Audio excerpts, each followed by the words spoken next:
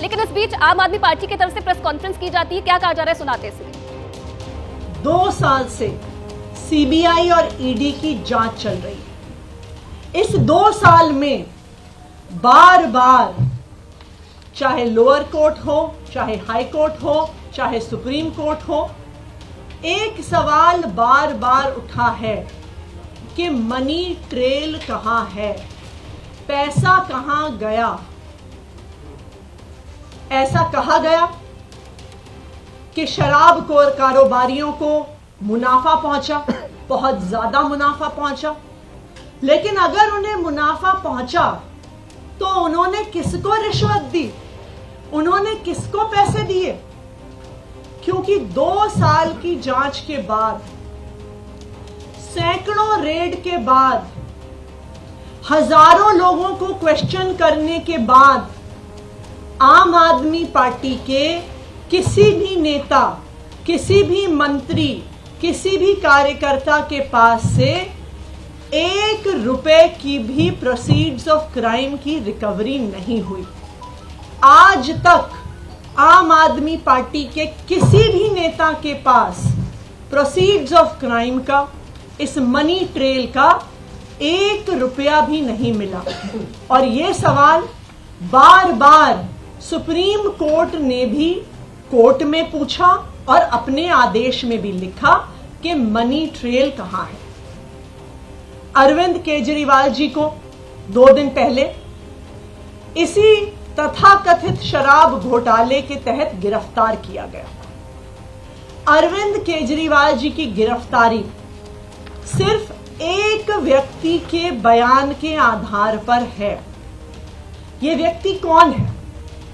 इस व्यक्ति का नाम है शरत चंद्र रेड्डी। शरत चंद्र रेड्डी औरोबिंदो फार्मा करके एक बहुत बड़ी दवाइयां बनाने की कंपनियों के मालिक हैं।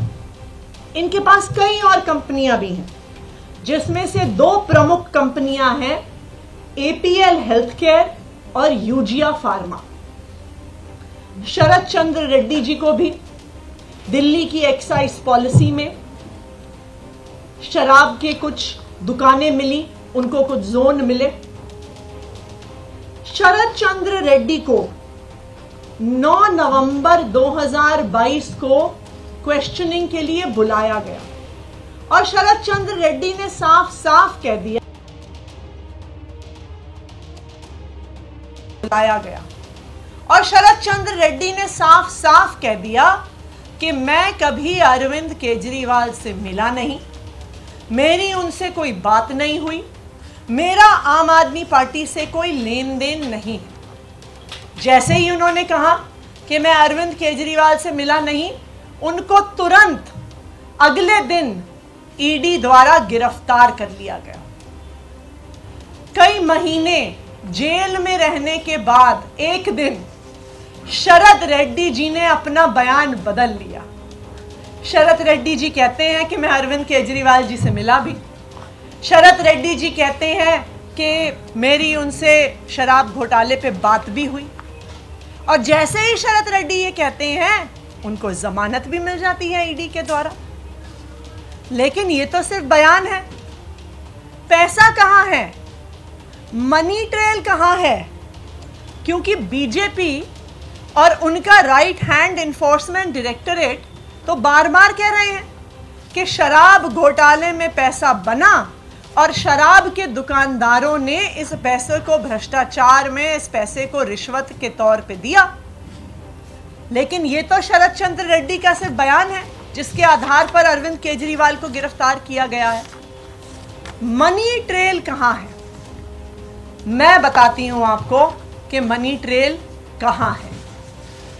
ये है मनी ट्रेल शरत चंद्र रेड्डी की कंपनियों द्वारा दिया गया इलेक्टोरल बॉन्ड्स में भारतीय जनता पार्टी के बैंक अकाउंट में पैसा। आज ये मनी ट्रेल पूरे देश के सामने आ गई है कि शरत चंद्र रेड्डी, औरोबिंदो फार्मा का मालिक, एपीएल हेल्थकेयर का मालिक, यूजिया फार्मा का मालिक, शराब का कारोबारी, उसने 4.5 करोड़ रुपए के इलेक्टोरल बॉन्ड्स दिए एक्साइज पॉलिसी के बनने के दौरान भारतीय जनता पार्टी को। उसके बाद गिरफ्तार होने के बाद 55 करोड़ रुपए के इलेक्टोरल बॉन्ड्स दिए भारतीय जनता पार्टी को। तो जिस मनी ट्रेल की पिछले 2 साल से तलाश हो रही थी, आज वो मनी ट्रेल सामने आ गई है कि आखिरकार शराब के कारोबारियों ने पैसा किसको दिया, पैसा कहां गया और पैसा कब गया। तो अब मैं प्रधानमंत्री नरेंद्र मोदी जी को चैलेंज कर रही हूं, मैं उनके राइट हैंड इन्फोर्समेंट डायरेक्टरेट को चैलेंज कर रही हूं कि आज शराब घोटाले की मनी ट्रेल मिल गई है। सारा पैसा भारतीय जनता पार्टी के बैंक अकाउंट में गया है। तो enforcement directorate Bharatiya Janata party को आरोपी बनाए और enforcement directorate Bharatiya Janata party के राष्ट्रीय अध्यक्ष जेपी नड्डा को गिरफ्तार करे, क्योंकि अब पहली बार एक्साइज पॉलिसी के मामले में आधिकारिक मनी ट्रेल सामने आ गया है और ये मनी ट्रेल सीधा शराब के कारोबारियों से भारतीय जनता पार्टी के बैंक अकाउंट में गया है। तो आपके नेता आतिशी को आपने सुना, जिनका ये कहना है कि शराब घोटाला अगर हुआ है तो वो पैसा कहां है, और उल्टा बीजेपी पर पलटवार करती हुई भी आतिशी नजर आई है। चलिए खबरों में आगे बढ़ेंगे। देखिए, केजरीवाल को लेकर जो सियासी संग्राम है वो छिड़ा हुआ है। बीजेपी ने आम आदमी पार्टी पर फिर से हमला बोला है। बीजेपी ने कहा है कि अगर भ्रष्टाचार किया है तो कैसे बचेंगे, केजरीवाल की टीम ने घूस ली है। आप भ्रष्टाचार करेंगे और आप कहेंगे भ्रष्टाचार से हमें सुरक्षा मिलनी चाहिए, एजेंसीज हमारी जांच नहीं करनी चाहिए, क्योंकि हम एक पॉलिटिकल पार्टी है और हम चुनाव में जा रहे हैं, तो यह कानून से परे की बात है, ये कानून की परिधि की बाहर है। बाबा साहेब अंबेडकर द्वारा बना हुआ भारत का संविधान हमेशा न्याय के साथ है, कभी भी अन्याय और भ्रष्टाचार के साथ नहीं है। तो संबित पात्रा को आपने सुना, जिन्होंने साफ तौर पर सवाल उठाए हैं कि अगर भ्रष्टाचार करेंगे तो उसका नुकसान भी होगा, उसकी सजा भी मिलेगी।